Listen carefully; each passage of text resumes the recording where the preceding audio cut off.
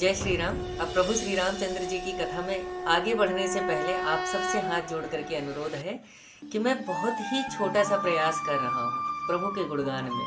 प्रभु श्री रामचंद्र जी के गुणगान में मेरा बहुत ही छोटा सा प्रयास है और कृपा करके आप अपना आशीर्वाद बनाए रखिए और इसी प्रकार प्रभु श्री रामचंद्र जी की कथा में हमारे साथ बने रहिए। और अब प्रभु श्री रामचंद्र जी की कथा में आगे का वर्णन करते हैं। प्रभु श्री रामचंद्र जी की कथा में जो मंडप बनाया गया है, जो उनके विवाह में मंडप बनाया गया है, वह कैसा बना है। रच रुचिर बर बंद निवारे, मनौ मनोभव फंद संवारे, मंगल कलश अनेक बनाए, ध्वज पताक पट चमर सुहाए।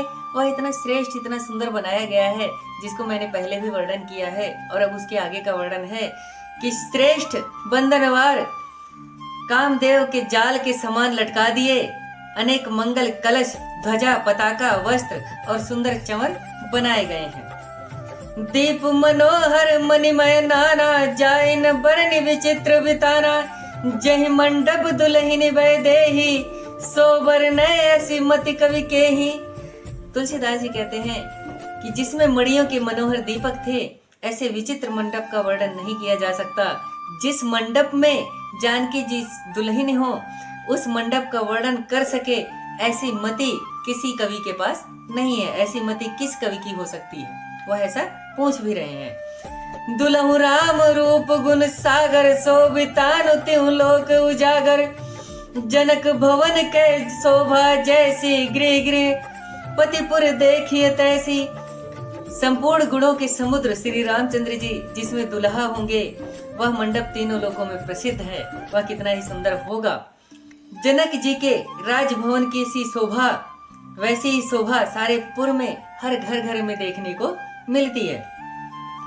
जहि तिरहुत तहि समय निहारी, तहि लग लागी भुवन दस चारी, जो संपदा नीच गृह सोहा, सो बिलोक सुर नायक मोहा। उस समय में क्या हुआ कि जिसने उस समय जनकपुरी देखी, उसे 14 भुवन फीके लगे। जो संपदा नीच के घर में भी सुशोभित थी उस समय में, उसे देखकर इंद्र भी मोहित हो गए। इतना सुंदर वह नगर सजाया गया।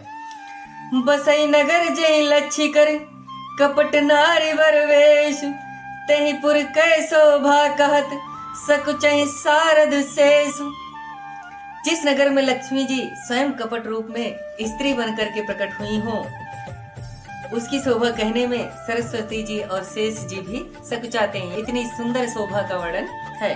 और इसी प्रकार प्रभु श्री रामचंद्र जी की कथा में बने रहने के लिए आपका दिल से धन्यवाद। जय श्री राम।